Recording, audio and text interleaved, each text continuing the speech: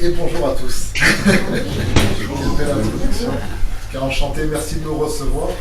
C'est pour nous vraiment une joie, un privilège d'être là. Nous, on n'est pas du tout dans petite église, grande église. Je vais peut-être vous faire sourire, mais vous devez le savoir, étant plus âgés que nous. Nous, on circule beaucoup, on va dans des associations, dans des églises, dans des sans rien, dans des églises officielles, églises officieuses. C'est toujours dans les plus petits endroits où on a senti le plus la présence de Dieu. C'est gênant pour certains de l'entendre parce que ça remet en cause beaucoup de choses de notre système. Mais c'est ce qu'on a constaté. Dans des organisations similaires, la multitude du nombre a souvent fait périr cette présence manifeste de Dieu qu'on sent ce matin parmi vous. Nous, on est vraiment, vraiment heureux d'être là. Moi, je ne regarde pas au petit commencement ou au petit nombre, je regarde à la présence de Dieu. Élie vient tout seul devant 850 personnes. Valait mieux être du côté de la réunion d'Élie qu'à danser avec les prophètes de Baal. Donc c'est pas une histoire du nombre, c'est une histoire de la qualité, de la relation des gens avec Dieu. Et pour nous, vraiment, c'est une grâce, c'est une joie. Nous-mêmes, quand on a eu notre assemblée à la maison, dans une salle un peu comme la vôtre, légèrement plus grande, une maison un petit peu grande, on a un endroit consacré, une petite chapelle familiale, on va dire. On était guère plus nombreux, et j'ai tout fait pour qu'on ne le soit pas plus. C'était tout l'inverse de l'habitude où il faut grandir. Moi, je dis surtout pas, n'invitez pas des gens. S'il vous plaît, laissez-nous entre nous. Allez ailleurs, il y a des bonnes églises dans la région. Donc vous voyez la mentalité un petit peu différente. Mais parce qu'on voulait conserver le lien de la paix, le lien où on peut suivre les gens, le lien où on peut être ensemble et communier.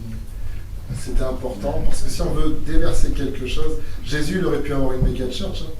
Concrètement, il y avait des foules qui le suivaient, il y avait du monde autour de lui. Mais son église, l'église avec laquelle il partageait, c'était 12 apôtres, et puis pas trop en forme à certains moments de leur vie. Voilà, il n'a pas choisi les plus matures, il n'a pas choisi les plus intelligents, il a choisi les plus disponibles et les plus disposés. Vous savez, on dit beaucoup les nouvelles générations, c'est la jeunesse. Non, c'est pas vrai. Dieu cherche une génération renouvelée, que ce soit des personnes de 100 ans, que ce soit des personnes de 10 ans. La nouvelle génération que Dieu veut utiliser, c'est des personnes renouvelées. Par exemple, moi je veux dire, dans tous les songes, les visions que j'ai eues du réveil, j'ai toujours vu que des personnes âgées en feu. J'ai rarement vu des jeunes dans ces visions. Par contre, dans les visions que j'ai eues de l'Antéchrist et autres, j'ai beaucoup vu de jeunes. Donc aujourd'hui, quand depuis longtemps on me dit oui, c'est la nouvelle génération à venir, je dis mais de quelle génération tu parles? La génération choisie, c'est celle qui acceptera d'être renouvelée dans la pensée de Dieu. Et factuellement, vous en êtes, on le sent, on le sait, et je le crois profondément. Alors pour nous, c'est une joie. Je remercie encore Jean-Pierre et Evelyne de nous recevoir. Jean-Pierre, c'est un homme aux multiples facettes. Et l'une de ses facettes spirituelles, c'est un vrai Barnabas. C'est un fils de l'exhortation et qui sait aller chercher d'autres. Pour un louange, j'aime vraiment ça. Une de ses identités, c'est Barnabas. Moi, Dieu me parle beaucoup en personnage biblique. Voilà, on peut prophétiser, c'est super, vous dire alors je vois ça sur ta vie, ça. Des fois, c'est de la perspicacité plus que du discernement. Parce que voilà, il y a plein de façons de discerner une personne. Mais à la limite, le marabout du coin, vous lui donnez un billet, il pourra vous le faire, ça. Mais il n'y a que la parole de Dieu qui peut nous donner un fondement solide. Je crois que toutes les prophéties sur chacun d'entre nous, elles sont écrites dans cette parole. C'est juste permettre au verset d'être interprété dans notre vie. Je crois que c'est la prophétie la plus parfaite, c'est de voir des textes s'inscrire dans la vie d'une personne. Alors moi, j'aime parler à des villes, à des nations, à des personnes à partir de textes bibliques, tels que je les ressens. Plutôt que de te dire oui mon frère, je vois ceci. Non, mais il y a un nom biblique, à toi de creuser, fils de l'exhortation. Et qu'est-ce qu'a fait Barnabas? Il allait chercher Paul, Saul de Tarse à l'époque encore. Personne ne voulait s'associer à lui, parce qu'il faisait peur de par son passé. Lui, il a cru en Paul, en Saul qui est devenu Paul. Heureusement qu'il y a eu Barnabas. Heureusement qu'il y a des personnes qui sont prêtes à aller chercher d'autres et dire non, nous on sait qu'on a besoin de lui. Et Paul a été crédité auprès des apôtres parce qu'il y avait Barnabas avec lui. Vous connaissez l'histoire tout autant si ce n'est plus que moi. Donc il faut des personnes qui encouragent et Jean-Pierre fait partie de cela. Moi je voudrais tout simplement vous partager peut-être quelque chose de simple. On va voir comment les choses se passent. Alors j'ai plein de notes. C'est compliqué chez vous parce que la louange est tellement bonne, tout est bon, ça fuse de partout. Puis à la fin les notes deviennent dire un tas de feuilles qu'on en a mis partout. Il faut y aller plus doucement, sinon après on se met. Non, écoutez, tout simplement, déjà on va prier. Si vous voulez bien, je veux prier pour la parole qui va être partagée. Et ensuite, tout simplement vous partager ce que Dieu a mis sur mon cœur. Père éternel, nous te remercions, particulièrement je te remercie pour cette assemblée, pour cette église qui nous reçoit, Seigneur. Tu as dit, ceux qui nous reçoivent celui qui nous a envoyés. C'est toi, Seigneur Jésus-Christ, qui nous envoie, c'est pour ta cause que nous sommes en marche, sans rien attendre des païens. Ils nous reçoivent, Seigneur, maintenant qu'ils te reçoivent. Toi qui es la parole faite chair, la parole vivante et éternelle, la parole qui guérit, la parole qui éclaire, la parole qui restaure, la parole qui transforme, la parole qui était, celle qui est et celle qui vient encore, Seigneur. Nous demandons maintenant, Seigneur, que toutes les promesses restées en suspens, Seigneur, au-dessus de cette communauté, au-dessus des individus et du groupe, maintenant soient relâchées par la puissance de ta parole. Nous ne sommes que des messagers, mais quel grand message tu es, Seigneur Jésus-Christ. Tu n'es pas qu'une information, tu n'es même pas qu'une révélation, tu es une incarnation. Et nous demandons que ta parole s'incarne pour cette communauté, pour ces personnes et pour ce pays. Toi qui te plais dans les petits commencements.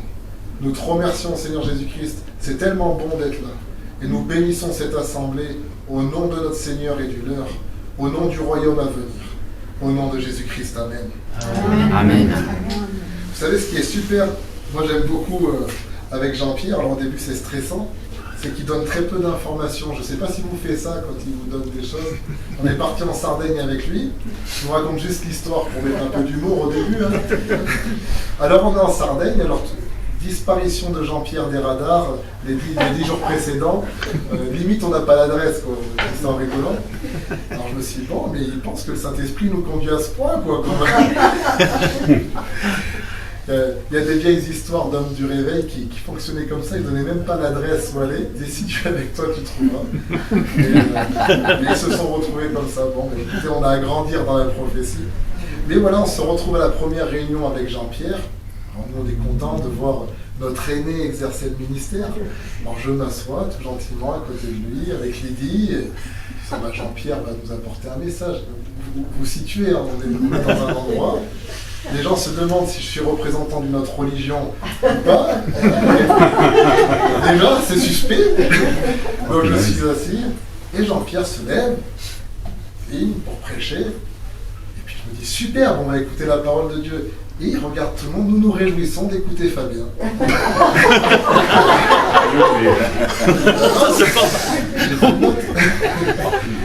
Jean-Pierre. Donc il ne donne pas beaucoup d'informations, mais c'est génial. Ça a servi à exercer le don. Voilà, il y a des personnes qui savent réveiller les dons en vous. Et de la même façon, nous sommes venus dans votre communauté, et ben, sans savoir le nom de la communauté, sans savoir l'adresse de la communauté. Alors moi je suis venu tout fier avec le message que j'ai reçu, mais en me disant j'espère que ça va correspondre. Et ce qui est superbe, c'est quand j'ai prié Dieu pour votre communauté, sans savoir réellement, là il n'y a pas de trafic, je ne sais pas quoi. Je dis, bah Seigneur, quel est le sens de cette communauté? Qu'est-ce que tu veux que je leur apporte? Il m'a dit, voilà, je te donne un axe de réflexion. Dis-leur qu'ils sont une église refuge. Alors moi je viens tout fier devant mon Jean-Pierre, j'ai une parole de Dieu. Peut-être que tu ne le sais pas. Dieu m'a dit que vous étiez une église refuge. Il dit, mais tu sais que c'est le nom de l'église? Non, je ne savais pas. Et Dieu m'a dit. J'aimerais vous parler de l'enjeu, parce que c'est bien des fois d'avoir un nom, mais maintenant après c'est découvrir le sens de son nom. Vous savez, Jésus, Yeshua veut dire sauveur, celui qui sauve. Mais Jésus va mettre des années à rentrer dans la réalité de son nom. Là, on en appelle un prénom, ce qu'il y a avant le nom. On a un prénom, mais on doit rentrer dans le nom. Vous me suivez jusqu'ici? C'est-à-dire que l'identité que Dieu nous donne, c'est une identité donnée, mais maintenant c'est à nous de rentrer dedans. C'est une parole comme la manne qui descend, elle laisse quelques graines, mais après c'est à nous de la travailler pour faire de cette manne un gâteau. Donc on reçoit une identité, on reçoit un nom, mais il faut rentrer dans la réalité de ce nom. J'aimerais vous lire un passage dans Actes des Apôtres, chapitre 3, verset 21, il est question du Seigneur. Actes des Apôtres, chapitre 3, verset 21. Il parle du Seigneur Jésus-Christ, et il dit du Seigneur que le ciel doit recevoir jusqu'au temps du rétablissement de toutes choses dont Dieu a parlé anciennement par la bouche de ses saints prophètes. Dieu a donné des paroles, mais vous avez vu maintenant c'est dans le temps qu'elles s'accomplissent. Et pour que ces paroles s'accomplissent, il fallait des lieux, des gens, où même le Seigneur Jésus devait recevoir son refuge. Je vais vous lire plein de passages, hein, comme ça au moins la parole elle ne ment pas, c'est toujours plus intéressant que la mienne. Dans Luc chapitre 2, il est question de deux personnes qui n'ont pas 20 ans, qui n'ont pas 25 ans, qui n'ont pas 32 ans, qui ont un certain âge, un homme et une femme, la parité. Voilà, c'est bien, la Bible elle est carrée là-dessus. Les questions de Anne et de Siméon. Vous connaissez l'histoire, Luc chapitre 2. Pareil, c'est pas une méga church, ils sont à Jérusalem quand même, c'est là où il y a du monde, mais il n'y en a que deux qui ont l'intelligence de faire ça. Et encore une fois, ils ne sont pas dans les jeunes gens. Donc que personne ne méprise ta jeunesse, oui, mais que personne ne méprise ta vieillesse non plus, y compris toi. Parce que Dieu il accomplit les plus belles choses dans les dernières années. C'est là où on est le plus mûr, c'est là où on n'a même plus l'occasion de revendiquer j'ai fait ceci, parce que de toute façon on est déjà bientôt parti. Mais c'est vachement important.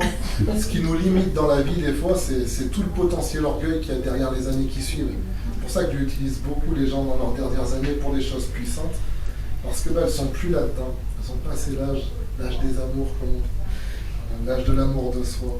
Et qu'est-ce que va faire Siméon lorsqu'il va voir le Seigneur Jésus-Christ? Il est dit une phrase extraordinaire. Luc 2, verset 27, il vint au temple, superbe, poussé par l'esprit. Ah, non pas par habitude, c'est vraiment l'esprit qui le pousse. Et comme les parents apportaient le petit enfant Jésus pour accomplir à son égard ce qu'ordonnait la loi, il le reçut dans ses bras, bénit Dieu et dit. Vous connaissez la suite. Tout est important là-dedans. Vous avez vu, il est dit le petit enfant Jésus. Ça peut choquer tout le monde, parce que nous, chrétiens, protestants, évangéliques, on a tellement voulu lutter contre le catholicisme et ses erreurs qu'on n'a plus le droit de dire le petit Jésus. Ah non, non, c'est le grand Jésus. Mais à un moment donné, Jésus a été le petit Jésus. Le grand Jésus que nous adorons, le grand Seigneur qui revient, un jour il a été le petit Jésus. Et lorsqu'il était le petit Jésus, il a eu besoin de trouver des personnes qui étaient en mesure de le recueillir, de le prendre dans leurs bras et de bénir Dieu pour sa vie, lorsque lui-même ne pouvait pas le faire. Lorsqu'il était qu'un petit commencement, lui-même a été reçu dans les bras d'une autre personne. On va voir ensuite à la suite une femme, jusqu'ici inconnue au bataillon. Il y avait aussi une prophétesse, Anne, fille de Pénuel, de la tribu d'Asser. Elle était fort avancée en âge et elle avait vécu 7 ans avec son mari depuis sa virginité, restée veuve et âgée de 84 ans. Elle ne quittait pas le temple et elle servait Dieu nuit et jour dans le jeûne et dans la prière. Étant survenue, elle aussi, à cette même heure, ils n'avaient pas Internet, mais ils arrivaient à être connectés. Elle louait Dieu et elle parlait de Jésus à tous ceux qui attendaient la délivrance de Jérusalem. À l'époque où Jésus ne pouvait pas se porter lui-même, Siméon l'a porté. À l'époque où Jésus ne pouvait pas parler lui-même, d'autres ont parlé pour lui. Jésus a eu besoin d'aide à plein moments de sa vie. C'est assez fou, hein? À un moment donné, il va demander et chercher l'ânon, le petit d'une ânesse. Il ne va pas dire, et dis-leur, je suis le Seigneur des Seigneurs, écrasez-vous sous ma main puissante, donnez-moi l'ânon, la dîme de tout, et au passage, un peu de fromage. Non, jamais. Il va dire une chose sincère, le Seigneur en a besoin. Nous, des fois, on imagine, le Seigneur en a besoin, très noble. Non, j'en ai besoin. Jésus a des besoins. C'est fou de se dire ça. À force, et je vais vous choquer, on a trop divinisé Jésus. C'est fou de dire ça. Non, c'est vrai. Des fois, on a trop divinisé, même Dieu. On l'a rendu tellement, il a besoin de rien. Il vole sur les nuages. C'est pas vrai. Dieu a des besoins. Dieu s'est rendu fragile. Non pas faible, mais fragile. Pour justement nous donner l'occasion de l'aider, pour justement nous donner l'occasion de ne pas être submergé et impressionné par lui. Il se présente dans sa fragilité pour nous donner l'occasion de participer à sa grandeur à venir. On va voir dans la Bible à plusieurs reprises des femmes, encore une fois, ou des hommes, ne m'en écoutez pas, je reste un homme, d'un certain âge, qui ont aidé le Seigneur. Donc on a le Seigneur Jésus quand il est petit, je viens de vous le dire, mais par la suite on voit le Seigneur Jésus aidé et accompagné par des femmes de l'entourage d'Hérode. De l'entourage d'Hérode, mais il faut réfléchir au concept. Hein. On parle d'Hérode, c'est un persécuteur des Juifs, c'est quelqu'un franchement de très peu recommandable. Alors des femmes, je ne sais pas si elles travaillaient dans le milieu des montres, ou si elles avaient accès à d'autres choses, mais elles l'accompagnaient, elles l'aidaient de leur bien. Le Seigneur avait besoin de leur aide. Les disciples avaient besoin, les apôtres avaient besoin de leur aide. Ils avaient une parole à porter, ils avaient quelque chose à apporter, mais à cette époque, c'était des inconnus au bataillon. On voit Jésus ressuscité, pour nous c'est évident, mais il est ressuscité, l'apôtre Pierre a fait ceci, Saul de Tarse est devenu Paul, il a écrit la majorité du Nouveau Testament, c'est facile pour nous de les honorer aujourd'hui. Alors en plus on les imagine d'un certain âge, en l'occurrence ils étaient plus proches de mon âge, de la trentaine, voilà. Mais on a toute une image d'eux qui est facile pour nous 2000 ans après, mais à l'époque c'est des inconnus au bataillon. C'est une bande de va-nu-pieds qui marche, temps en temps, il se passe quelque chose, c'est fish and chips gratuit, ils font une pêche, et puis tout d'un coup, tout le monde a le droit à son bout de poisson. Oh, magnifique. Alors, ça valait le coup de les suivre. Si on n'avait pas trop de moyens, on pouvait manger après 3 jours de jeûne. Faut quand même le dire. Ce que je veux dire par là, j'essaye de les rendre humains, parce que la plus grande incarnation de Dieu, c'est pas le mont Sinaï. La plus grande incarnation de Dieu, c'est même pas l'esprit des 4 vents qui souffle dans la vallée d'Ézéchiel. La plus grande incarnation de Dieu, le seul endroit où il est dit que toute la plénitude de Dieu habite là, c'est dans le Fils de l'homme. Celui qui dit « Je suis le Fils de l'homme ». C'est ce Jésus tout humain. Et c'est là où il est le plus divin finalement. C'est là où on découvre que le divin n'est pas si différent de nous, ou plutôt que nous ne sommes pas si différents de lui. Et c'est là où on peut comprendre c'est quoi soutenir l'œuvre de Dieu et prendre part à l'œuvre de Dieu. Pourquoi je vous dis tout ça? Est-ce qu'il va nous faire un appel à l'offrande? Ne vous inquiétez pas, je ne suis pas venu pour ça. Mais c'est simplement pour parler du concept de refuge. Un refuge, c'est là où on s'arrête. C'est pas que, je sais que j'ai cru comprendre, vous l'avez fait parce que je ne connais pas moi la montagne, mais les gens s'arrêtent quand ils marchent. Mais de base, le mot refuge, il n'y a pas de ça. On se réfugie quand on a un problème. On se réfugie quand on a des besoins. Des fois, vous avez vu, on a mis des grands termes. Pour ceux qui se baladent en montagne, à la limite, c'est une escale. Mais pour celui qui a un problème, ça devient un refuge. Le mot refuge, il parle de répondre à une situation précaire, à une situation compliquée, une situation de danger. Et on ne s'installe pas dans un refuge. Il y en a qui ont essayé, ils ont été limités. Donc on passe dans un refuge, on prend un temps dans un refuge, on est restauré dans un refuge, on est protégé dans un refuge pour pouvoir continuer sa route et devenir qui on est appelé à être. Un jour, je parlais avec une jeune fille de notre assemblée, jadis naguère, et on discutait des songes et des visions. Vous avez déjà eu des songes et des visions? C'est merveilleux en règle générale, quand on voit des bonnes choses. Des fois, on voit des choses pas très belles. Il y a des secrets des gens qu'on n'aurait aimé pas voir. Voilà, on espère qu'ils vont pas les nôtres aussi. Donc à un moment donné, on discutait du bon côté des visions, de quand on voit la puissance de Dieu tomber, quand on voit le réveil à venir, la gloire de Jésus, c'est magnifique. Et je lui parlais, et voilà, je faisais exprès, elle était un petit peu tout enthousiasmée, c'est une amie, hein. Et je lui disais, c'est une jeune conformée, et je lui racontais 2-3 visions que j'ai vues. Dans ces visions, je me voyais faire certaines choses, et qui étaient glorieuses et belles, et merci Seigneur. Alors, je faisais exprès, vous savez, on fait monter la sauce, c'est bien. Ouais, c'est super, c'est super. Je dis, mais je peux te poser une question. Est-ce que je fais ça aujourd'hui? Elle dit, non, mais tu vas le faire. Je dis, qu'est-ce qui te garantit? Parce que je l'ai vu. J'ai la seule assurance d'accomplir ces visions, c'est de devenir cette version-là. C'est pas le Fabien d'aujourd'hui qui accomplit ces visions. Pour accomplir la vision, il faut que je devienne le Fabien de la vision. Et entre le Fabien actuel et celui-là, mon ami, il y a un sacré chemin à parcourir, avec des étapes qui vont devoir me changer, des étapes qui vont me remettre en cause, qui vont m'enseigner des choses. Quand Dieu te donne une vision, c'est pas pour dire, ah regarde comme tu es beau, comme tu es génial, c'est non, deviens cette personne-là. Quand Jésus dit qu'il fait ce qu'il va faire le Père, c'est pas juste, ah tiens, j'ai vu mon corps, allez, bon, alors je coupe le bois. Non, il est en train de lui apprendre à devenir. Jean chapitre 1 va dire, ceux qui reçoivent cette parole, elle leur donne le pouvoir de devenir. Devenir, c'est évoluer, c'est changer, on est d'accord jusqu'ici. Donc la parole de Dieu, elle s'accomplit par étapes. C'est tout un processus de devenir serviteur de Dieu. C'est pas juste une école biblique, bien que ça puisse en faire partie, je ne suis pas contre. Hein. C'est pas juste le fait d'étudier la Bible ou de jeûner, c'est le fait d'être transformé. De la même façon que le Fils de Dieu est devenu Fils de l'homme et que cette parole incarnée est devenue vivante pendant des années d'évolution, c'est pas nous, charmants petits jeunes, qui allons, on se pointe et tout change. Dieu nous change pour qu'on puisse changer le monde. Tout à l'heure, je priais, j'ai dit Seigneur, que ta parole soit d'abord perçante dans mon cœur, que ta parole me transforme déjà, que ta parole soit d'abord esprit et vie en moi, avant que je puisse dire quoi que ce soit à ces gens-là. Comment je peux prétendre vous apporter la parole esprit et vie si elle n'est pas d'abord devenue esprit et vie en moi? Pour ça, ça met du temps. Et c'est là où le sens de refuge prend tout son sens, justement. De savoir donner de l'aide et apporter de l'aide au Seigneur et à la parole de Dieu, en donnant de l'aide à ses enfants, en donnant de l'aide à ses serviteurs, en participant, en étant là et en les recevant. La Suisse a toujours été, en tout cas très tôt, une terre de refuge. C'est la particularité de votre pays. Lorsque, je ne suis pas que de la France, mais en partie quand même, Lorsque mon pays persécutait les Calvins et les Pierre Viret, ils sont venus chez vous. Lorsque l'Angleterre persécutait les John Knox en Écosse et autres, ils sont venus chez vous.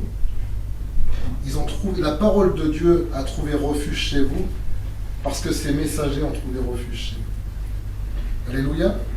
Et ça, c'est une grâce et un héritage.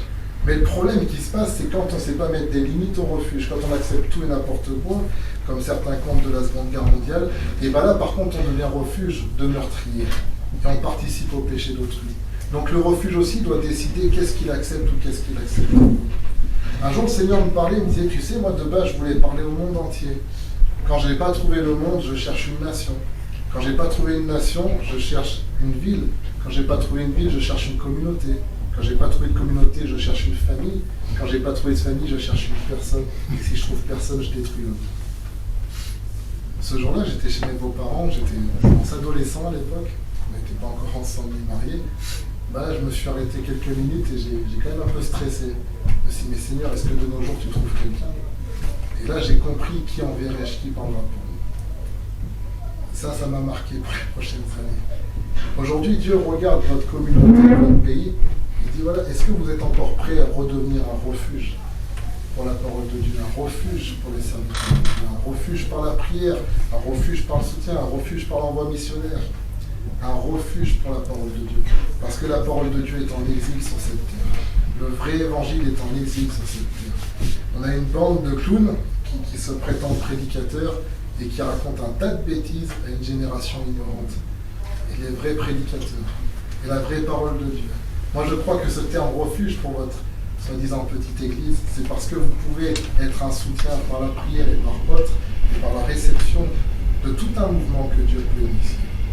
Parce que Dieu ne se repent pas de ses dons. Il a donné à la Suisse d'être ce qu'elle a été, il veut le redonner encore. Comme il a donné à la France d'être ce qu'elle a été, il veut le redonner encore. Et votre devoir, c'est êtes-vous prêt à recevoir de vos mains le petit Jésus, lorsqu'il vient derrière un petit serviteur? Est-ce que vous êtes prêt à aller annoncer et le Messie est venu quand vous voyez que le début d'un germe d'une bonne prédication?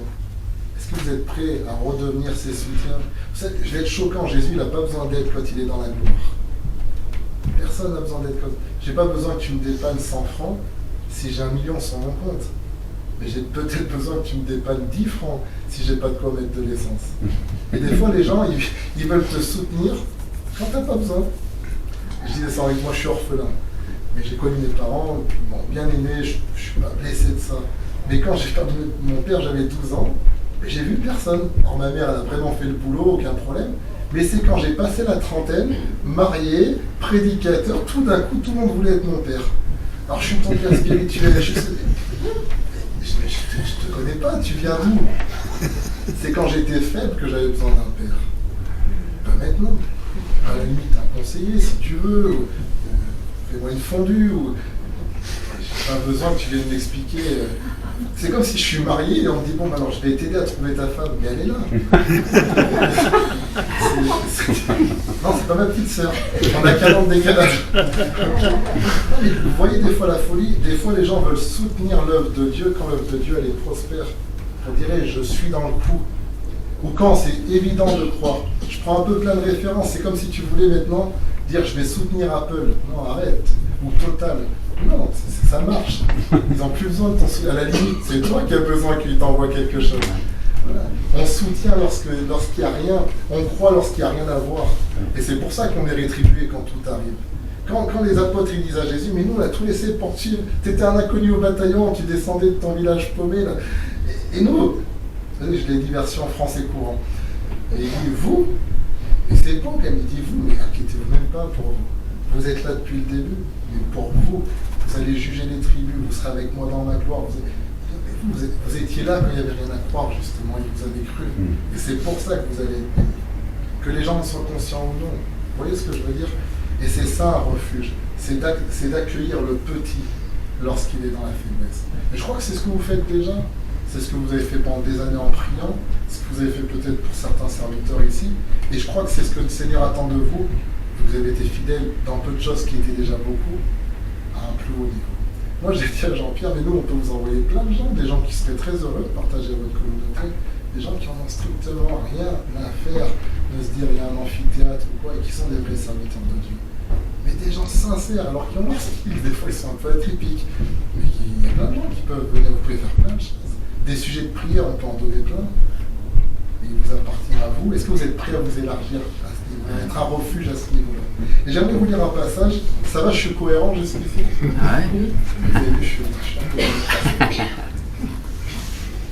On va revenir à Nazareth. Peut-il sortir quelque chose de bon de Nazareth?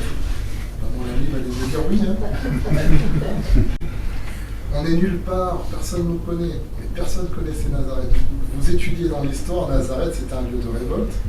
C'était des paysans ultra durs, même les Romains ne les supportaient pas, les Juifs non plus. C'était franchement la CGT, moi je parle comme un Français, la CGT israélienne. Donc voilà, c'était pas les gens pas très cultivés. Et il a suffi d'une personne qui a été accueillie à Nazareth.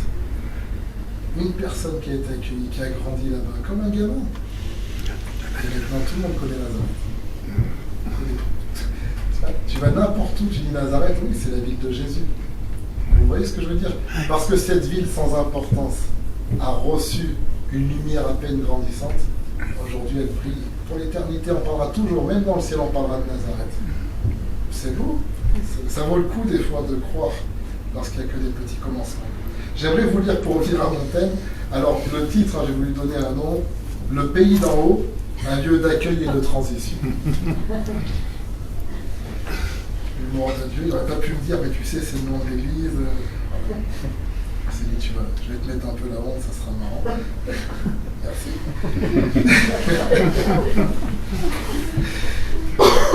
Moi, j'aime Dieu pour ça. C'est vraiment un père qui nous apprend à le servir. Qui nous reprend des fois, et c'est nécessaire. Parce que c'est un père, mais c'est aussi l'employeur. Quand tu es serviteur de Dieu, tu es employé. Hein. À un moment, tu dois respecter certains codes. Tu ne vas pas au travail tout nu, par exemple. Niveau 1 pour les serviteurs à venir. Revêtez-vous de sa présence et de sa personne. On ne veut pas vous entendre vous, on veut l'entendre lui. Mais il nous enseigne comme un père aussi. Il est là, il met de l'humour, il nous marque. Je suis très très admiratif de Dieu. Plus les années passent, moins je comprends grand chose, je ne sais pas vous. Moi, je pensais que plus j'allais avancer, plus j'allais le connaître. Plus je le connais, plus je me rends compte de lui. Qui es-tu, Seigneur?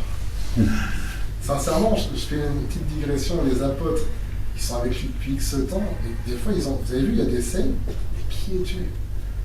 On se dit, mais tu sais bien qui il est. Mais non, c'est pas ça qu'ils veulent dire. Ils disent, mais ce qu'on voit de lui, ça nous dépasse. Est-ce que ça vous arrive aussi des fois, vous arrêtez, vous dites, mais qui es-tu?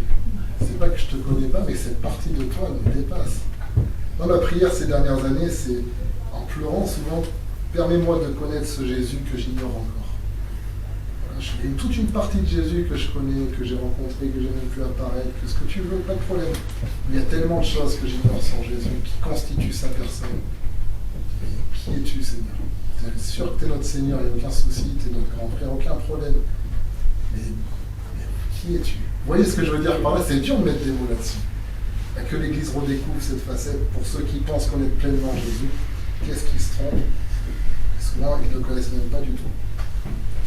Dans Nombre chapitre 35, il est question des villes de refuge. Nombre 35, le titre de mon chapitre, c'est Ville de refuge, point le vengeur de sang. C'est sur cette partie que j'aimerais m'arrêter. Je ne vais pas le lire entier, je ne vais pas vous prendre trop de temps, mais j'aimerais que chez vous, peut-être, vous puissiez le lire. C'est l'histoire des villes lévitiques qu'il y a dans l'Ancien Testament. Il y a 6 villes, 3 d'un côté du Jourdain, 3 de l'autre. Comme ça, peu importe de quel côté de la barrière tu te trouves, c'est beau, ça aussi, c'est un message de Dieu. Tu vois, que tu sois du bon côté ou du mauvais, il y a toujours un refuge en lui.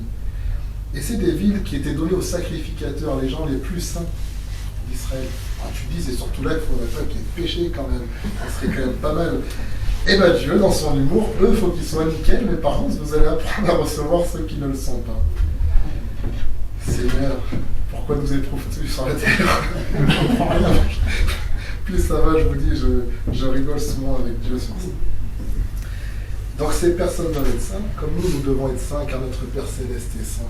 Mais leur sainteté s'exprime comment au summum? Parce qu'ils acceptent et ils accueillent ceux qui ne le sont pas, pour leur donner de rentrer dans cette sainteté. Donc il y a 6 villes, je vais vous lire donc Nombre 35, le verset 25, et le verset 25, excusez-moi. L'assemblée délivrera le meurtrier, l'assemblée délivrera le meurtrier de la main du vengeur du sang et le fera retourner dans la ville de refuge où il s'était enfui. Il y demeurera jusqu'à la mort du souverain sacrificateur qu'on a oint de l'huile sainte. Le concept des villes refuges, c'est magnifique. Moi, on parle de Seigneur, il y a des gens qui ont péché. Wow. Grande nouveauté, peut-être vous ne le saviez pas. Il y a des personnes qui pêchent sur cette terre. Peut-être que vous en avez fait partie un jour, peut-être encore maintenant, je ne sais pas. Moi, je ne veux juger personne. Voilà. En tout cas, le péché existe. Voilà, c'est ça que je veux dire par là. Mais tout péché n'est pas volontaire. Tu sais, quand le Seigneur Jésus, par exemple, les gens vont le crucifier, ils disent Père, pardonne-leur, ils ne savent pas ce qu'ils font. Là, tu t'assois, tu te dis non, mais quand même, ils ont des clous. Ils ont tapé quelqu'un, ils ne savent pas ce qu'ils font. À quel niveau est-ce qu'ils sont bêtes? À quel niveau, j'oserais peut-être dire au premier abord, si tu réfléchis à ça, tu dis mais Seigneur Jésus, c'était l'effet de la souffrance, tu as perdu la raison. Pourtant Jésus n'a jamais menti, donc c'est forcément vrai. Ils sont bien au courant qu'ils tuent quelqu'un. D'accord jusqu'ici. Ils vont même confesser qu'ils sont au courant qu'ils tuent un innocent. D'accord. Mais Seigneur, ils savent ce qu'ils font. Et là, le Seigneur dit, t'as pas compris, c'est pas ça que je te parle. Bien sûr qu'ils savent qu'ils tuent quelqu'un. Mais ils savent pas qui est-ce qu'ils sont en train de tuer. Ils savent pas combien ils sont en train de saboter leur vie. Ils le savent pas. Sinon, ils ne l'auraient pas fait. C'est ce que l'apôtre Paul va dire dans les Épîtres. Sinon, les autorités de ce monde ne l'ont pas connu. Sinon, ils n'auraient pas crucifié le Seigneur de gloire. Sous-entendu, ils pensaient, ils se sont dit, bon d'accord, on sait bien qu'on est en train de bousiller une personne, mais ma foi, c'est l'époque de l'Empire romain, on tue des gens à l'appel. Un de plus, un de moins, c'est pas top, mais comme ça, au moins, on nous fichera la paix. Mais ils ne sont pas en train de se dire qu'ils sont en train de tuer le Seigneur, ils ne sont pas en train de se dire qu'ils sont en train de tuer leur salut, ils ne sont pas en train de se dire que dans 35 ans après, le temple va être détruit, que leur peuple va être 2000 ans en exil, qu'il va vivre la Shoah et les pogroms. Mais s'ils avaient su ça, ils ne l'auraient jamais fait. Que ce péché retombe sur nous, ils l'ont dit à la va-vite. Hein. Ils se sont dit non, mais sont nous et nos enfants, puis on aura peut-être un souci aux prochaines élections, et puis c'est tout. Ils n'avaient pas mesuré que, comme disait un certain comique, il y en a qui ont essayé, ils ont vraiment eu des problèmes. Voilà. Ça a mal fini l'affaire. Donc ils n'ont pas mesuré ça. Donc bien sûr que les gens pêchent, mais les gens ne mesurent pas la réalité du péché. Nous-mêmes, il y a des choses qu'on fait, on ne mesure pas les conséquences. Si on découvrirait à quel point ça impacte nos vies, nos enfants, à quel point ça blesse Dieu, par automatisme, on ne le ferait plus. On serait tellement choqué du résultat qu'on ne le ferait pas. C'est parce qu'on ignore les conséquences de nos actes, réellement, que même des choses, on sait, ouais, c'est pas top, mais on ne pense pas à ce point. C'est humain, ça s'appelle le voile. C'est pour ça que quand on se tourne vers le Seigneur l'Esprit, le voile est ôté. Les villes refuges, elles servent à ça. Quand des personnes, elles se mettent à faire certaines choses, il y a une réalité spirituelle qui va les suivre, qui s'appelle le vengeur de sang. Alors à l'époque, c'est réellement quelqu'un de physique, mandaté, c'est chaud quand même l'ancien Israël. Eux, ils suivent, ils tuent pour tuer en fait. C'est quelqu'un qui a le devoir de venger le sang que tu as versé. Wow, ça, on en parle peu, il y a très peu de prédication là-dessus. C'est moins intéressant. Mais c'est une réalité spirituelle. Nos actions mettent en marche tout un royaume de conséquences qui nous poursuit. Les personnes sont poursuivies, traquées, et les gens, elles ont la poisse, comme on dit. Mais c'est fou, il m'arrive toujours les mêmes choses. Et il y en a plein qui ont ça. Ou on appelle ça, nous en France, une série. Tu commences à avoir un pneu qui crève, ensuite vous connaissez, vous avez ça aussi en Suisse, c'est pas que français. Non, mais nous, ça nous arrive. C'est comme les kilos, on en prend un et regardez à la fin. Ça suffit. Il se passe quelque chose, il faut que ça s'arrête. Et on arrive chez eux et puis ça continue. Donc il y a une réalité, je mets un peu d'humour pour... voilà. Mais ça veut dire qu'il y a une réalité des fois spirituelle qu'on ne maîtrise pas en fait. Et qui nous suit et qui nous traque. Et vu qu'on ne la maîtrise pas, en règle générale, on met un voile dessus, on essaie de se rassurer entre nous, on se met d'accord, tout va bien, je confesse par le nom de Jésus que je suis sauvé. Il ne se passe rien en vrai. C'est pas juste confesser qui te sauve, bien que ça en fasse partie. Et les villes refuges, elles servaient, les personnes allaient au plus près des gens les plus saints, les sacrificateurs, et elles étaient réhabilitées à la justice. Elles partageaient leur sainteté, elles étaient reçues, elles étaient aimées. Et c'est dit qu'elles devaient rester jusqu'à la mort du souverain sacrificateur, c'est-à-dire pendant tout un temps. Et elles étaient réhabilitées à la vie. Et après elles étaient libres, elles pouvaient ressortir et re-rentrer dans la vie. C'est beau quand même le concept. Il y avait déjà la grâce, même à l'époque de la loi, Dieu merci.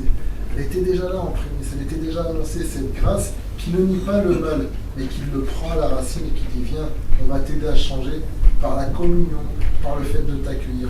Et vous verrez que les villes de refuge, si vous étudiez un peu, pour celles et ceux qui ont le temps, mais c'était pas si grosse que ça. C'était pas non plus des méga-villes, Paris, Zurich ou je ne sais quoi. C'était toujours des petits endroits justement pour qu'il y ait ce lien. Il y avait du bétail, bon c'était à la mode à l'époque aussi, hein. Mais c'est-à-dire qu'ils étaient dans un partage qui ressemble beaucoup plus, nous on vient de la campagne, plus à nos vies de campagnards comme on dit, qu'à ces villes de grandes métropoles. J'ai rien contre les métropoles, vous inquiétez pas, solitude, mais retour à la nature, c'est pas plus mal non plus, ça nous rappelle que la vie ne sort pas du béton. Voilà. Même si on mange un peu de plastique, c'est depuis quelques décennies, mais bon, c'est encore un autre sujet. Et ces personnes-là, elles étaient reçues, elles étaient aimées par les personnes qui finalement étaient les plus différentes. Elles se rendaient compte que, si ces gens qui représentent Dieu, si ces gens rendus saints par Dieu, par l'onction sainte, il dit, jusqu'à la mort du sacrificateur qu'on a moins de l'huile sainte. Il est saint parce qu'on a moins d'huile sainte. Il n'est pas saint parce qu'il est parfait humainement. C'est à cause de l'onction qui repose sur lui. Et ces gens-là qui étaient des fois des rebelles à la loi, rebelles à la religion, rebelles au christianisme, rebelles à l'église, en rencontrant ce type d'église, ils se rendaient compte que ces personnes étaient comme elles finalement, mais qu'elles avaient été touchées par une présence extérieure qui les avait changées. Et ces personnes-là approchaient peu à peu la sanctification, approchaient peu à peu le fait d'être transformées, d'être réformées, comme votre pays aime bien ce mot, que j'aime beaucoup aussi, la réforme. Elles étaient transformées, et à la fin, elles étaient réhabilitées à la vie. Et je suis persuadé que ces gens-là, quand ils sortaient des villes de refuge, c'était des Israélites bien plus droits que la plupart des gens qu'ils avaient laissés vivre. Peut-être même qu'ils restaient dans ces villes, je ne sais pas comment ils faisaient pour certains. Certains me sont peut-être devenus même aides aux sacrificateurs.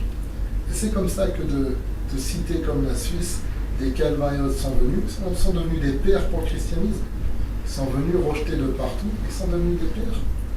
Et je crois réellement, sincèrement, que votre petit Nazareth est appelé à recevoir des petits Jésus, est appelé à recevoir des petits apôtres, est appelé à recevoir des petites personnes qui demain seront ces grands.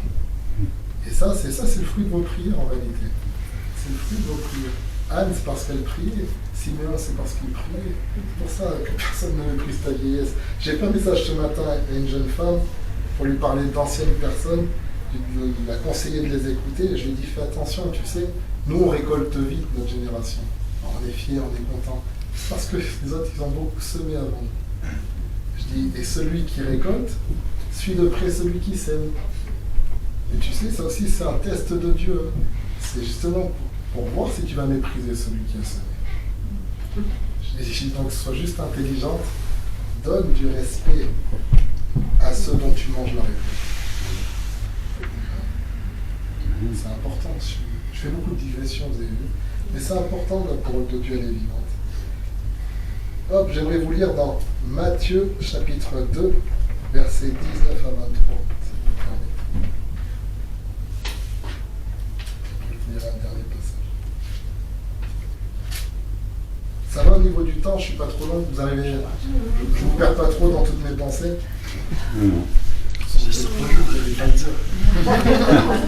Moi j'aime beaucoup les Suisses, je vous trouve tellement. Ah, vous êtes classe, vous êtes polis, vous êtes. Je pense qu'il faut quand même beaucoup travailler par contre, parce que souvent les gens viennent droit. Et on a beaucoup à apprendre. Voilà, je le dis pour réconcilier la Suisse et la France, que souvent on se tire dessus, comme avec les Belges, alors qu'on attend. Et vraiment j'aime beaucoup votre façon d'être, vous êtes des gens respectueux et sérieux, c'est très appréciable. Il faut juste être bien à l'heure chez vous. Et pour moi qui ai des origines africaines, c'est pas évident. Mais on va apprendre. Donc Matthieu chapitre 2, du verset 19 à 23, justement sur Hérode. Quand Hérode fut mort, voici un ange du Seigneur apparut en songe à Joseph en Égypte et dit, lève-toi, prends le petit enfant et sa mère et va dans le pays d'Israël, car ceux qui en voulaient à la vie du petit enfant, encore une fois petit, sont morts. Joseph se leva, prit le petit enfant et sa mère, il alla dans le pays d'Israël. Mais ayant appris qu'Archélaos régnait sur la Judée à la place d'Hérode son père, il craignit de s'y rendre, et divinement averti en songe, il se retira dans le territoire de la Galilée, Il vint demeurer dans une ville appelée Nazareth, afin que s'accomplisse ce qui avait été annoncé par le prophète, il sera appelé Nazareth. Ce passage, il y a plein de choses, comme dans chaque passage de la Bible, qu'on pourrait dire. Et ce que je trouve touchant, encore une fois, sur cette notion d'aide, c'est vraiment ça que je voudrais vous laisser. Dieu a besoin d'aide aujourd'hui. Et vous avez vu, plusieurs fois, il dit petit enfant, puis c'est une répétition. Moi, j'aime écrire, j'essaye d'éviter même de répéter 3 fois car, 3 fois et, 3 fois. Même quand je lis Paul, je fais un effort quand même. Mais c'est le Saint-Esprit qui a inspiré ça. Et Saint-Esprit, non, je ne peux pas te dire que c'est un effort. Fais-nous comprendre pourquoi ces répétitions. C'est une insistance sur le fait qu'il est petit. Il n'a pas resté, t'inquiète pas, il est petit. Et ce que j'aime, c'est que lorsque Joseph retourne en Israël, ben, il est vraiment embêté. Il se dit, mince, où est-ce que je peux aller? Et l'ange vient lui dit, tu peux aller en Galilée. C'est-à-dire qu'il savait que là-bas, il serait reçu. C'est beau quand même, quand Dieu peut dire de toi à d'autres personnes, va là-bas. Il y a l'histoire d'Élie avec la veuve, vous la connaissez cette histoire, j'imagine? Que le prophète Élie, à bout d'un moment, vous avez Uber Eats. Vous pouvez commander par Internet et la nourriture. C'est bien, on peut savoir l'âge de chacun. Quand toi t'as dit non, le monsieur derrière il a dit oui. C'est le décalage. Merci. C'est-à-dire, Élie, lui, il commandait sur Uber Eats et c'était les oiseaux qui lui amenaient à manger. Voilà. C'était les premiers scooters, c'était les corbeaux. C'est marrant, je vais vraiment finir sans ça, mais vous allez voir comment, dans tout cet humour, j'essaie de vous faire passer quelque chose d'intéressant. Vous savez que dans l'Ancien Testament, les corbeaux sont des animaux impurs. Élie, c'est un prophète de Dieu. On peut constater que quand même, il se défend pas mal dans la sainteté et dans le fait de défendre Dieu, parce que c'est une forme de sainteté que de défendre les intérêts de Dieu. La sainteté, c'est pas juste regarde pas ta voisine, hein. C'est honore les principes de Dieu. Bon, il est quand même pas mal, Élie. Okay, alors, il a droit à un repas privilégié. Puis, il a un fleuve d'eau, jamais changé en vin, il faut le préciser, ce coup-là. Le Seigneur est intelligent et c'est là, le fleuve il coule quand même. Donc voilà, il boit de l'eau fraîche et tous les jours, des animaux impurs lui amènent à manger. C'est-à-dire qu'il doit recevoir l'aide par des animaux impurs. Vous voyez le délire pour lui? Il est en train de combattre l'impureté en Israël et Dieu le nourrit, le teste, c'est est-ce que tu vas le recevoir par ces personnes soi-disant impures. On va retrouver ce test pour l'apôtre Pierre plus tard. Mais on ne regarde pas comme impur ce que Dieu a déclaré. Donc vous voyez, toute aide est la bienvenue pour la vie de Dieu. Et Dieu, un jour, les oiseaux, il n'y a plus d'essence, comme dans certains pays, pénurie. Et il se retrouve contraint de ne plus amener de la viande à Élie, et puis il n'y a plus d'eau non plus. Voilà, on se croirait au fin fond de l'Afrique, justement, avec des coups d'état militaires. Le chef des oiseaux a dit on arrête tout. C'est pas évident. Alors Élie dit au Seigneur, je fais comment maintenant, il n'y a plus rien à manger. Jusqu'ici ça allait, et là ça devient compliqué. Et le Seigneur lui dit, va dans tel endroit, s'arrête-toi. J'ai ordonné à une veuve de te nourrir. C'est super. Élie qui défend l'honneur de Dieu, normalement c'est les sacrificateurs, les serviteurs de Dieu qui doivent aider la veuve et l'orphelin, mais maintenant ceux qui vont être aidés. Tu vois, c'est beau comment Dieu il fait le test aussi. De l'orgueil, mais aussi de l'ouverture. Parce que des fois, ça peut être orgueilleux de ne pas vouloir être aidé par quelqu'un, mais des fois aussi, c'est par respect. Tu vois, tu dis, je ne veux quand même pas abuser cette personne-là. Des fois, on va être aidé que par ceux qui ont des largesses. Dieu dit, non, faites-vous aider par ceux qui, justement, ont des limites, parce que c'est eux que je veux élargir. En vous aidant, ils seront élargis. Jusqu'ici, c'est magnifique, mais il se passe quelque chose de problématique. J'ai ordonné une veuve de te nourrir. Vous connaissez l'histoire? Quand il arrive, elle n'est même pas au courant qu'il doit venir. C'est fou. Il arrive et dit, salut, c'est moi, je suis là. Où est mon fish and chips? Il n'y a pas de fish and chips. J'ai même rien à manger à la maison. Je ne vais pas faire un petit gâteau. Mais justement, c'est le repas du condamné. Et après, bye bye, quoi. Elle était vraiment résignée. Ok? Elle ne savait pas officiellement. Elle n'a pas entendu la voix de Dieu. Moi, j'aime bien les gens qui disent, je vais prier pour voir si le Seigneur me commande. En tant qu'itinérant, vous ne vous rendez même pas compte à quel point on entend ça souvent. Puis je les regarde, je me dis, ton niveau de discernement, mon coco, il va falloir prier pour ça. Je vais prier pour m'assurer que vous soyez bien serviteur de Dieu. Rien qu'avec la phrase que tu dis, si je ne serais pas, j'aurais réagi. Donc je me dis, bon, ok, d'accord. Et cette femme, Élie vient et lui dit, donne-moi là. Et elle le fait. Ça veut dire quelque part, Dieu avait confiance. Il dit, je lui ai ordonné, mais je n'avais pas besoin de lui dire. Dans sa nature propre, c'est quelqu'un qui aide. Et cette personne a été bénie derrière. C'est-à-dire que Dieu avait confiance, j'ai même pas besoin de lui parler à cette femme. Elle va t'aider, vas-y. C'est beau quand même, quand Dieu trouve des personnes disposées. Nous, une fois on a eu un témoignage en Afrique, on était en mission, c'est vraiment pour prendre cette image-là. Hein. C'est pas pour dire oui, on a fait ceci, on a fait cela. Une image très concrète, un jour on prêche. En tant que prédicateur, en règle générale, tu prêches, on texte, tout ça, c'est un peu le protocole d'accord. Il y a tellement des principes étranges, mais bon. On prêche, voilà, on fait, c'est bien, il y a le feu, c'est génial, on prophétise. Hein. Puis une femme qui n'arrête pas de me regarder comme ça. Alors je me dis, alors soit elle me jette un sort, soit elle a quelque chose à me demander, mais elle est tellement insistante. Alors bon, j'ai pas l'impression d'être oppressé par des démons. Je mets de l'humour, je vais la voir, je lui dis tout va bien. Je dis oui, tout va bien. Non, mais puis elle continue de se regarder comme ça. Je dis, mais bon sang, va pas bien. Qu'est-ce qui se passe? Et je lui dis, mais qu'est-ce qui vous arrive, madame? Vous arrêtez de parler, enfin, au commencement de la parole. C'est peut-être bien de parler. Non, elle dit, c'est bon, vous êtes venu me parler. Que Dieu vous bénisse. Puis elle vient, elle me donne une enveloppe. Avec un billet dedans. Puis je la regarde, je dis, bah, merci. C'est étonnant comme une démarche pour l'offrande, et on te regarde, tiens, qu'est-ce que c'est de l'argent empoisonné? Vraiment, je mets du mot, mais je me dis, il y a un truc, c'est pas la fin de l'histoire. Et puis je dis, mais est-ce que tout va bien, sincèrement? Je dis merci pour l'enveloppe, je dis, tout va bien, qu'est-ce qui se passe? Elle dit non, elle dit ça, depuis le début de la journée, Dieu m'a dit, va à l'église ce soir, il y a quelqu'un qui est là, et je veux que tu lui donnes ce billet. Il y a toute une histoire autour de ce billet.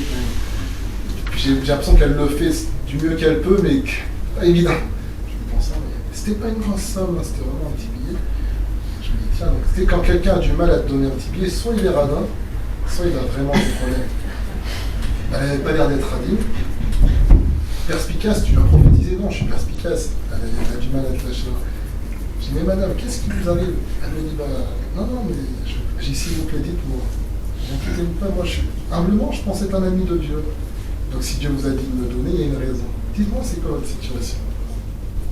Il dit, bah voilà, moi, depuis ce matin, Dieu me dit de vous donner ça, parce qu'en fait, bah, nous, on n'a plus rien à la maison. Et il me reste que ce billet-là. Et on n'a vraiment plus rien. Et quand j'ai dit au Seigneur, fais pour moi, je ne comprends pas, mon mari sert Dieu, et nanana, elle était déchirée, elle a des enfants, enfin, jusqu'ici, il n'y a rien de. Et la seule réponse que Dieu m'a dit, c'est va voir ce soir dans telle église, il y a un serviteur qui est là, et donne-lui. Elle dit, donc je me suis énervé contre Dieu, j'ai dit, mais Seigneur, elle dit, c'est pas contre vous. J'ai dit, non, inquiétez-vous pas, je suis pas vexé, enfin, je suis un être humain avant tout, enfin, je vous comprends. Elle dit, donc j'ai pas compris, donc toute la journée, je me suis énervé, j'ai dit à Dieu, j'y arrive pas. Tu te rends compte, moi je te demande de m'aider, tu me dis d'aller donner ce qui me reste, quoi. Je dis, ah, ok. Et je dis, vous êtes venu, elle dit, oui, mais je lui ai dit, s'il vient pas me parler, je lui donne rien. Mais vu que moi, elle me regardait bizarrement, je suis comme tout le monde, tu regardes les gens à qui tu prêches, tu as de la peine pour les gens, enfin, sinon on change de métier, quoi, tu vois. Et donc je suis allé lui parler, elle dit donc moi ça m'a suffi, donc je vous donne. Et j'ai rigolé, je fais ah, ok d'accord, je suis parti, vous avez fait des offrandes dans nos passages, j'ai tout pris, je l'ai mis dans sa Bible, je l'ai posé, j'ai dit tiens, Dieu te bénisse. Alors, elle n'a pas vu, puis quand tu arranges sa Bible, ça tombe, puis ça tombe avec tout ce qu'il y avait de la mission. Elle est étonnée, elle dit pourquoi tu as fait ça? J'ai compris ce que Dieu faisait. Je crois que Dieu a confiance en moi. Je crois que Dieu savait que si tu me le donnais à moi, je n'allais pas me dire superbe, 100 francs CFA de plus. Mais je crois que Dieu avait confiance que si tu m'expliquais ta situation, moi je comprendrais ce qu'il faut faire par la suite. Je dis que Dieu te bénisse. Je dis vraiment, je suis très honoré de pouvoir répondre à la confiance de mon Dieu. Dieu m'avait rien dit. Dieu m'a pas dit, écoute mon fils, ce soir, Chilala, on va faire du bien à la jeune fille. Rien. Même devant elle, j'ai pas entendu ainsi parler l'Éternel pour voir aux besoins de cette famille. Moi si, mais non, tu n'avais pas besoin de ça. Tu comprends? Et j'ai été honoré et gratifié de cette expérience parce que j'ai senti que le ciel avait confiance. J'ai plus besoin de te dire parce que tu as compris. Et je crois que Dieu cherche ce type d'assemblée, ce type de personnes qui peuvent être aussi des refuges sur indication, parce que ça arrive, mais aussi des refuges sur réaction, sur compréhension. Aujourd'hui, et je termine sur ça en vous disant après Apocalypse 12, l'Église telle qu'elle est, vous le savez, on le sait tous, Si on est sincère dans l'évangile, ça ne va pas. Franchement, ça ne va vraiment pas. Il y a tout un niveau de prophète de Baal, d'une réalité malsaine qui amène la sécheresse partout. Mais parce qu'aussi, il n'y a plus personne pour nourrir les vrais prophètes. Dans la grotte avec le pain et l'eau. Et je parle pas, on est d'accord, là, je ne suis pas en train de vous parler d'argent, je parle au sens général. Il n'y a plus personne pour recevoir les vrais adorateurs dans un lieu, pour prier, pour intercéder pour le pays. Dieu dit, je cherche quelqu'un qui se tient à la brèche. Et il ne trouve pas de grand monde. Ben moi, je crois, de parce que j'ai reçu que vous étiez une église refuge, au-delà du nom, que Dieu vous rend témoignage que vous êtes de cela. Que vous, par contre, vous êtes de ceux qui intercédez. Que vous, par contre, vous êtes de ceux qui recevez et qui aidez. Oh, la jeune fille qui veut aussi aller en mission. Bravo, que Dieu te bénisse. Vraiment. Mais Dieu vous attend encore plus loin. C'est votre appel. C'est pas une histoire de dire il faut que ça grandisse ou pas. C'est une histoire des gens qui vont passer pour 20 ans, plus ou moins long. Les aider à être restaurés, les aider à être réintégrés dans la compréhension de Dieu. Et les laisser aller. Des fois, ça sera des... Je me comprends, simple chrétien, c'est pas le bon mot. Et c'est pas forcément des gens dans le ministère. Des fois, ce sera peut-être des jeunes ministères. Des fois, ça sera peut-être des vieux ministères qui ont des problèmes. Des gens qui sont fatigués. Peu importe. Ouvrez-vous, soyez un refuge pour les autres, parce que ceux qui sont un refuge pour les autres, Dieu est un refuge. J'aimerais vous lire Apocalypse 12, et après, je termine. Voilà, ça vous parle malgré tout. C'est bon. Merci. Regardez dans Apocalypse 12 ce qui est dit. Là, je vais lire le passage. Un grand signe parut dans le ciel, une femme enveloppée du soleil, la lune sous ses pieds, une couronne de 12 étoiles sur sa tête.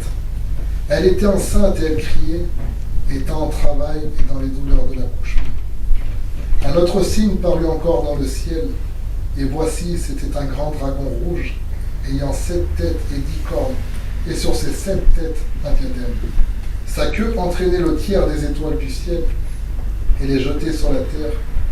Le dragon se tint devant la femme qui allait enfanter, afin de dévorer son enfant, lorsqu'elle aurait enfanté. Elle enfanta un fils qui doit paître toutes les nations avec une verge de fer, et son enfant fut enlevé vers Dieu et vers son trône. Je fais juste une aparté là-dessus. Vous avez vu, la femme, elle est dans le besoin. Elle va accoucher. Moi, je ne sais pas ce que c'est, vous le savez mieux que nous, mesdames. Voilà. Et c'est un moment où on n'a pas forcément envie, j'imagine, d'être sollicité. Elle est dans un moment d'intensité et d'une certaine faiblesse, parce qu'elle canalise ses forces dans une direction. Et vu que le diable est courageux, bah c'est là où il vient. Il ne vient pas au moment... Mais t'as vu, Jésus ne vient pas tuer Moïse quand il a 80 ans et qu'il a le bâton. Hein. Le diable, il ne vient pas essayer de tuer Jésus quand il a 33 ans et qu'il ressuscite Lazare. Hein. Quand ils sont petits, quand ils sont faibles. C'est dans les moments de faiblesse qu'il vient voir cette femme, qui est entre autres une des images de l'Église et autres. Je ne vais pas débattre avec tous les théologiens qui réfléchissent sur ça. Et la femme, déjà Dieu merci, elle arrive à accoucher. J'imagine que voilà, une maman, elle veut d'abord sauver son bébé. Esprit de sacrifice féminin et noble. Mais une fois que le bébé il est sauvé, voilà, et la femme s'enfuit dans le désert. Il n'y a rien, c'est le désert. Où elle avait un lieu préparé par Dieu, afin qu'elle y fût nourrie pendant 1260 jours. Il y eut une guerre dans le ciel. Michaël et ses anges combattirent contre le dragon, et le dragon et ses anges combattirent. Mais ils ne furent pas les plus forts, et leur place ne fut plus trouvée dans le ciel. Et il fut précipité, le grand dragon, le serpent ancien appelé le diable et Satan, celui qui séduit toute la terre, il fut précipité sur la terre et ses anges furent précipités avec lui. J'entendis dans le ciel une voix qui disait « Maintenant ton salut est arrivé. Maintenant ton salut est arrivé, et la puissance et le règne de notre Dieu, et l'autorité de son Christ, car il a été précipité, l'accusateur de nos frères, celui qui les accusait devant notre Dieu. Jour et nuit, ils l'ont vaincu à cause du sang de l'agneau et à cause de la parole de leur témoignage. Ils n'ont pas aimé leur vie jusqu'à craindre la mort. C'est pourquoi réjouissez-vous, cieux, et vous qui habitez dans les cieux. Malheur à la terre et à la mer, car le diable est descendu vers vous, animé d'une grande colère, sachant qu'il a peu de temps. Quand le dragon vit qu'il avait été précipité sur la terre, il poursuivit la femme qui avait enfanté l'enfant mâle, Et les 2 ailes du grand aigle furent données à la femme, afin qu'elle s'envolât au désert, vers son lieu, où elle est nourrie un temps, des temps, et la moitié d'un temps, loin de la face du serpent. Et de sa bouche, le serpent lança de l'eau, comme un fleuve derrière la femme, afin de l'entraîner par le fleuve. Et la terre secourut la femme, et la terre ouvrit sa bouche et engloutit le fleuve, comme le dragon avait lancé de sa bouche. Et le dragon fut irrité contre la femme, et s'en alla faire la guerre au reste de sa postérité, à ceux qui gardent les commandements de Dieu et qui ont le témoignage de Jésus. Et il se tint sur le sable de la mer. Hier, on a parlé de la vision avec la mer et le sable. Apocalypse 12, comme tout passage de la Bible, c'est magnifique. Je reviendrai prêcher 10 fois, je vous redirai à chaque passage, vous vous moquerez de moi. Ah, c'est magnifique, mais tu l'as déjà dit de l'autre. La Bible est magnifique, parce qu'elle est vraie, parce qu'elle nous dit tellement de choses. Tu vois, plus tu dis, c'est extraordinaire ce que fait Dieu. Dans ce texte, vous avez vu le nombre de choses qui va secourir cette femme. Il y a un lieu qui lui est préparé. Ce n'est pas ceux qui sont en train de préparer le lieu qui vont la chercher. Il y a des ailes qui lui sont données. C'est tout un mouvement. Il y a la terre même qui se met, les éléments. Il y a toute une réalité qui vient aider cette femme et elle s'en sort. Mais il dit à la fin, il dit par contre, il y a une continuité. La postérité, ceux qui gardent le commandement de Jésus, eux aussi maintenant, c'est eux qui se sont entraînés de traquer. Et ça sous-entendu, aidez-les. Aidez-les. Aidez-les par la prière, aidez-les par la considération, aidez-les par la promotion, aidez-les par la réception, aidez-les. Moi j'écoute ce texte, je lis ce texte, je dis Seigneur, je ne sais pas comment aider, en toute sincérité, mais donne-moi d'aider. Donne-moi d'aider. On est dans des temps, il y a maintenant un peu moins de 100 ans, vous le savez, il y a eu la Seconde Guerre mondiale. Ok, il y a eu des collaborateurs, il y a eu des résistants. Il n'y a pas eu que des gens neutres, et même des fois la neutralité c'était de la résistance. Seigneur, donne-moi d'être de ceux qui résistent. Ils ont des fois résisté, oui, en s'abotant, oui, les armes, mais beaucoup ont résisté en cachant les personnes poursuivies, en les aidant. Moi, je crois qu'aujourd'hui, avec le mot aura n'est pas le bon mot, mais vous voyez, avec cette couverture de la communauté, ce qui se dégage d'une communauté de saints, d'une communauté qui loue Dieu, vous pouvez protéger des gens que la mort poursuit. Vous pouvez protéger des gens qui sont naissants dans la foi. Vous pouvez protéger des gens qui, après avoir combattu, sont maintenant affaiblis. Et des fois, le général d'hier et le boulet d'aujourd'hui, je ne dis pas que c'est le général d'hier, il faut l'aider. Vous pouvez le faire. Et je crois que c'est aussi pour ça que vous êtes à taille humaine, parce que justement, c'est humain. On a besoin de cette facette-là. Alors voilà, je ne vais pas faire plus long, j'espère que je n'aurai pas été trop long pour vous. Mais de tout cœur, c'est ce que le Seigneur m'a intimé. Moi, j'essaie de prêcher avec des mots simples, avec un style simple. J'aime enseigner, donc, mais ces dernières années, Dieu me dit, voilà, parle. Peut-être une punition, je ne sais pas. Je dois enseigner trop longtemps. Mais en tout cas, voilà, on peut faire des mots, on peut parler technique, c'est super intéressant, j'aime l'étymologie, tout ça, mais à la fin, qu'est-ce qu'on retient? Jésus est venu, il parlait avec des mots simples, à la fin, on se rendait compte qu'il avait les paroles de la vie éternelle. Et voilà, un homme avait un champ de patates, un autre avait du fromage, ils en ont fait une fondue, et puis à la fin, c'était la vie éternelle. Tu sais pourquoi? Parce que tout ce qui émanait de lui, c'était la vie. Je crois et je sais pertinemment que ce que je vous dis, c'est la parole de Dieu. Et c'est de cette parole que découle la vie éternelle. Mais aujourd'hui, ce n'est pas une vie éternelle qui est actée sur la terre. Elle a besoin de s'établir sur la terre. Et pour ça, elle a besoin de nous. Dieu a besoin de nous. Dieu a besoin de vous. Dieu a besoin de nous. Nous, on répond à notre part d'appel. Chacun doit répondre à cette part. Peut-être que toi, tu prépares le lieu. Peut-être que toi, tu es les ailes. Peut-être que toi, tu es celui qui donne le pain. Et on doit tous prendre part. On doit se rappeler ce Dieu fragile hier et glorieux après, et à nouveau fragile aujourd'hui. Il sera glorieux demain. Mais aujourd'hui, on doit l'aider. On doit aider son peuple, on doit aider les siens, s'aider les uns les autres. Et pour ça, il faut s'ouvrir, avoir un cœur ouvert. Comme vous l'avez, peut-être plus encore. Peut-être vous élargir encore plus encore. À vous de prier, que le Seigneur vous indique. À nous de prier. Nous qui prêchons ça, on rentre le soir, je lui dis, alors t'as aimé ton message, c'est super, t'es content. Qu'est-ce que tu vas faire avec toi? Ça, j'aime bien réécouter. Ça, j'écoute comme un auditeur. Je dis, ah, bah, c'est bien ce qu'il a dit, le Seigneur aide-moi à accomplir ça. C'est important. C'est comme ça qu'on reste crédible dans le message. Que le Seigneur vous bénisse, vous fortifie. Merci d'avoir pris le temps d'écouter. Amen.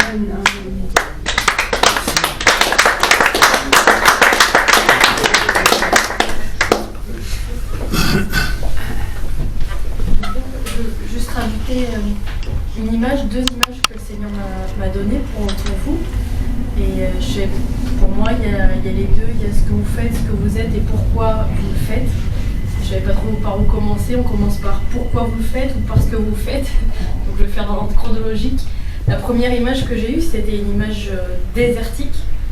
Tout était dans les tons beige, sable. Et il y avait un chemin qui passait.